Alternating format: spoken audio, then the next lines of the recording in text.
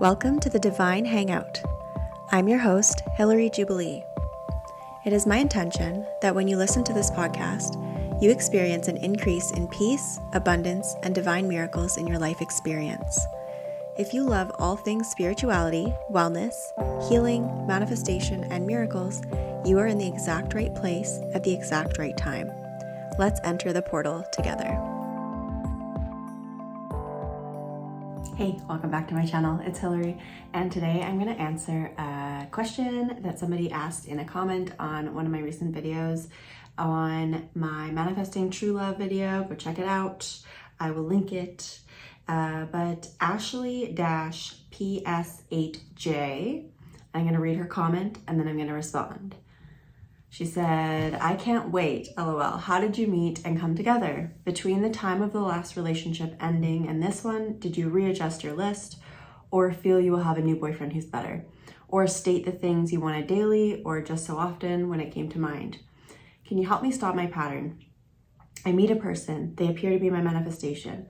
The last had such specific qualities I always wanted in a person. Great, all is well. They say they love me, they want me, they want to marry me forever.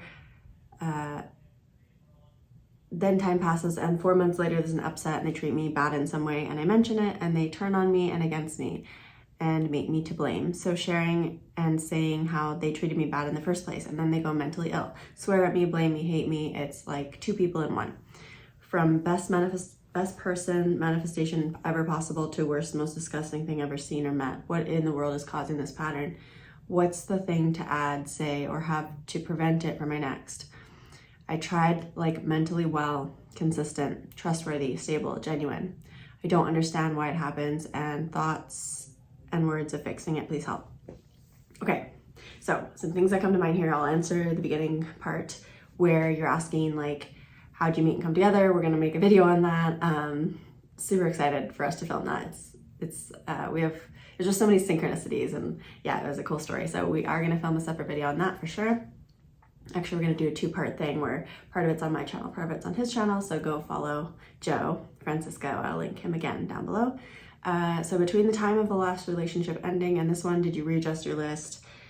I didn't formally make another list. I think through the extreme contrast of just how horribly the last one ended, it just, within me, I internally realized, like I had a thought process about it. I didn't actually write down a new list, but I had an internal thought process that my number one thing that I wanted in my life partner, because I wanted to be a wife, and I was clear on that as well, like the clear outcome is I want my person. So that's another distinction in this question. You're saying for my next, like get really clear, like, is it your next or are you wanting something long-term? Like if you want something more stable and long-term, or like you want to be, because you mentioned marriage there, if you want to be someone's wife and you want to start a family or whatever it may be, some people don't want kids, that's okay. But like if you want to get married and have like find your person, then get clear on that and like be aware of the language that you're using there, because you're saying you're next. And it's like, for me, the energy was like, I will stay single until I meet my person and I feel and intuitively know that it's the right person. Anyway, the intuitive thing that was at the top of my list was spiritually aligned. It was imperative to me that it be an undeniable spiritual connection. I needed somebody on my level emotionally, intelligence-wise. Like I did not want to deal with a man-child. So somebody who, you know, is willing to go into a conscious relationship with me and spiritually aligned. Like that was like basically the number one thing that I added to the top of my list. I was like, this is so important to me. And then, or feel you'll have a new boyfriend who's better. Yeah, so like I was just like, I am willing to just be single until I know, like I know that this is the right person. Because with my last one, it was like a lot of talk and a lot of like, he was a narcissist, so he would come at it like with a lot of words, right? And so you're saying like, oh, they say they want me, they say they want to marry me. It's like, well, what are their actions? And like, just I've heard somebody say this, I can't remember who said this. It's like, I just turn the sound off of somebody and watch what they do. Just actions are all that matters. My cat's scratching, so I'm gonna let him in.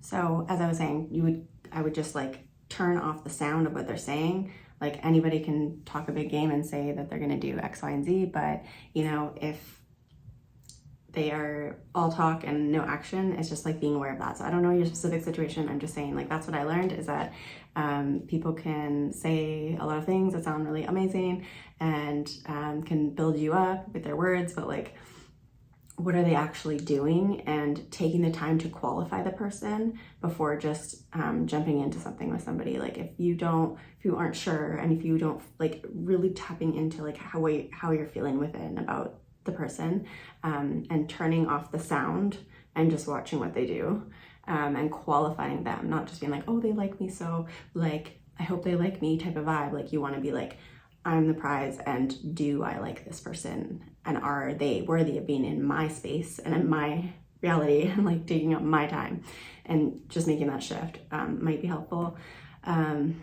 State things you wanted daily, or just so often when it came to mind. I could feel him coming towards me. Like I would have visions and dreams of like flashes, like not his face, but like I knew he was brunette. I knew he had like tattoos, and I had like some sort of visions where, and then I thought that I was tied to going to Dr. Joe Dispenza somehow, because I had some sort of knowing about that, which we plan on going together in the near future. But I just like had some sort of, I knew that it was like spiritually aligned, something to do with, well, it's funny because his name's Joe, but it wasn't like I sat there and affirmed. What I did is I focused on loving myself, and on, I shifted the energy to like, I am willing to be alone, and like, if the worst case scenario happened where like I have to be single for a long period of time, just accepting that, and like, I love myself enough to be okay to be by myself, and I would prefer that actually to like keeping the company of like whoever, you know? So that's more what I did. What I did was like let go of a lot of things that were dragging the energy down, and not allowing people in my space that did not align with where I was headed.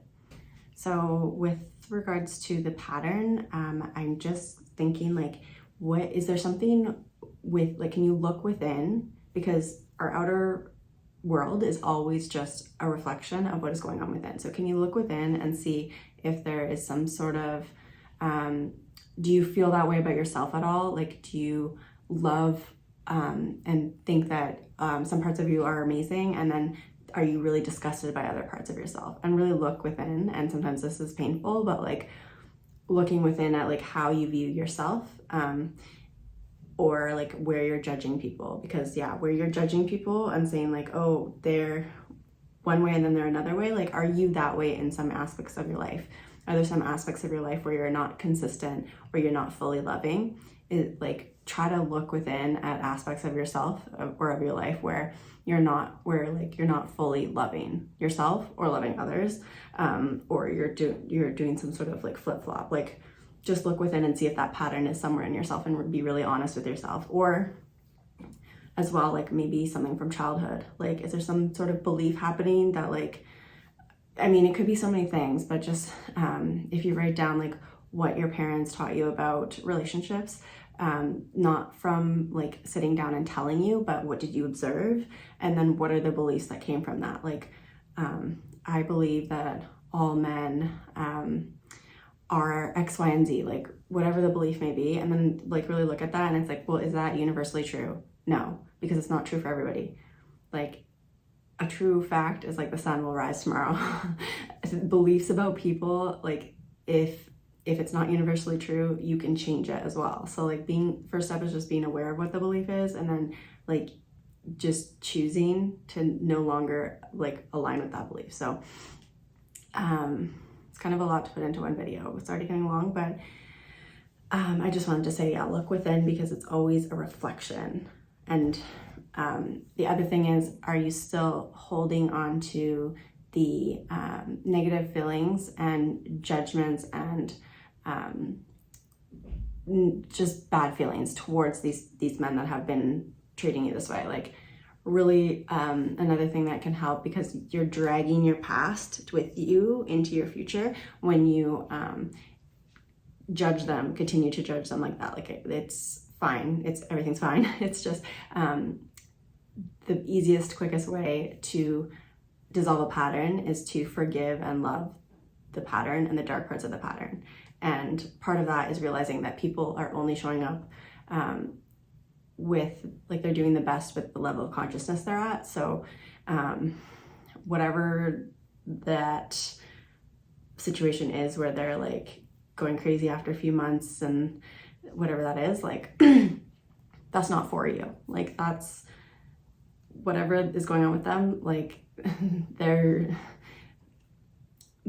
doing their best with their level of consciousness they're at, and they are there to teach you something about yourself. So loving and forgiving them because they're playing a role in your life. So yeah, forgiveness is like the fastest way to dissolve a problem. So as long as you continue to hold resentment and point at the problem and continue to try to like fix or change the pattern and focus on the pattern, is you keep perpetuating it. So instead, forgive and love the people involved and yourself, and then, you know, like, that can be part of the healing process and changing the pattern and breaking out of it.